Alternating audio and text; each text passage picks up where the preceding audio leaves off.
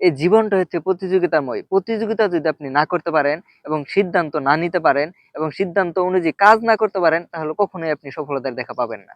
আপনি কি জানেন আপনি কেন বারবার হেরে যাচ্ছেন? কারণ আপনি আপনার নিজের সাথেই যুদ্ধ করে হেরে যাচ্ছেন। আপনি আপনার নিজের সাথে পেরে উঠছেন না।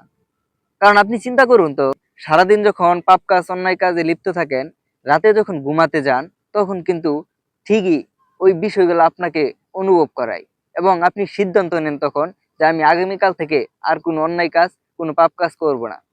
আগামীকাল থেকে ফজরের নামাজটা আমি আদায় করব জামাতে গিয়ে।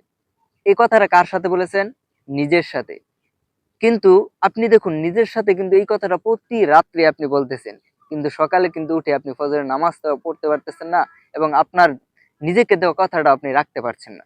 তাহলে আপনি কিভাবে ভাবেন যে আপনি সফলতার দেখা পেয়ে যাবেন? আপনি অন্যের সাথে যুদ্ধ করে জিতে যাবেন? কখনোই না। আপনি যেদিন নিজের সাথে কথা দিয়ে কথা রাখতে পারবেন, সেদিন মনে করবেন যে আপনার জীবনে নতুন দিন শুরু হয়ে গিয়েছে। এখন থেকে কোনো ব্যক্তি আপনাকে আটকাতে পারবে না। আপনি যে জায়গায় যান সেখানেই সফলতার দেখা পেয়ে যাবেন। তাই আগে নিজেকে নিজের সাথে যুদ্ধ করে জিতে নিন, তারপর অন্যের সাথে জিতার চিন্তা করুন। নিজের সাথে যতদিন আপনি জিততে পারবেন না, ততদিন কখনোই আপনি অন্যের কাছে গিয়েও জিততে পারবেন না। তাই অন্যের সাথে যদি জিততে চান প্রতিযোগিতা করে, তাহলে অবশ্যই আগে নিজের সাথে প্রতিযোগিতায় জিতুন, তারপর অন্যের সাথে প্রতিযোগিতা করুন। এই জীবনটা হচ্ছে প্রতিযোগিতাময়। প্রতিযোগিতা যদি আপনি না করতে পারেন এবং সিদ্ধান্ত না নিতে পারেন এবং সিদ্ধান্ত অনুযায়ী কাজ না করতে পারেন, তাহলে কখনোই আপনি সফলতার দেখা পাবেন না।